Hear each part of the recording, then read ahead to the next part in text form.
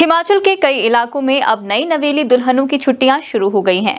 अपनी बिटिया की विदाई के बाद जो घर से रौनक चली गई थी वह भी वापस आ गई है। ऐसा इसलिए क्योंकि आज से भाद्रपद माह शुरू हो चुका है। इसको हम हिमाचली में कहें तो काला महीना लग चुका है। कहा जाता है कि काला महीना शुरू होते ही देवी देवता भूलोक छोड़कर स्वर्ग प्रवास पर जाते हैं। अब काला महीना शुरू होते ही हिमाचल के कई इलाकों की नई नवेली दुल्हनें काला महीना गुजारने अपने मायके पहुंच गई हैं। जानकारों का मानना है कि काला महीना नई नवेली दुल्हनों की छुट्टी लेकर आता है। कहा जाता है कि इस महीने में सास बहू और दामाद और सास का एक दूसरे को देखना वर्जित होता है। अभी तक इस रिवाज का कई इलाकों में बड़े ही चाव से पालन होता है।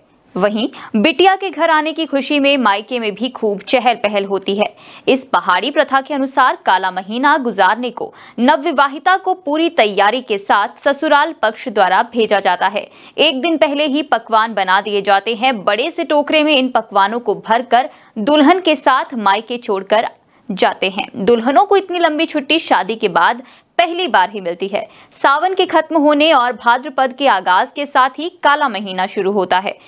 इस बार ये महीना 16 अगस्त से शुरू हो गया है। कहा जाता है कि काले महीने में नई दुल्हन को छोड़ने या तो पति खुद जाता है या ससुर भी छोड़कर आते हैं। कहा जाता है इस महीने में बहू का गर्भवती होना भी अशुभ होता है। अब ऐसी मान्यता है कि पुराने जमाने में जब काला महीना आता था तो उस महीने को 13वां महीना माना जाता था। अधिकतर लोगों के घरों में इन दिनों अनाज की कमी रहती थी और कमाई का साधन व काम धंधा भी शून्य हो जाता था। तो नई नवेली दुल्हन को किसी चीज की कमी का एहसास ना हो तो ससुराल पक्ष अपनी गरीबी को छुपाने उसे मायके भेज देते थे। वहीं दामाद को भी इसलिए उसकी सास से नहीं मिलने देते थे कि कहीं उनकी बेटी दामाद के सामने अपने ससुराल की बुराई और कमियां ना निकाल सके।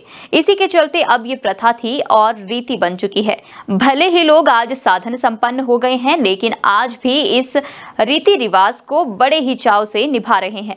काला महीना काटकर दुल्हनें अब सायर वाले दिन वापस ससुराल आ सकती हैं। उसके बाद श्राद्ध शुरू हो जाएंगे जिसमें उनका आना वर्जित रहेगा। नई नवेली दुल्हनों को काले महीने में मायके भेजने के रिवाज को कांगड़ा, मंडी, बिलासपुर, ऊना व चंबा जिला में मनाया जाता है। वहीं अब देखा जाए तो आज की पीढ़ी ने काला महीना काटने का अलग ही तरीका अपनाया है। नए नवेले जोड़े घर से दूर कहीं घूमने चले जाते हैं जिससे उनको क्वालिटी टाइम भी मिल जाता है और काला महीना भी कट जाता है। अगर आपको भी काले महीने से जुड़ी हुई कोई और कहानी पता है तो हमें कमेंट बॉक्स में बता सकते हैं। मिलेंगे आपसे एक नई अपडेट के साथ, तब तक के लिए नमस्कार।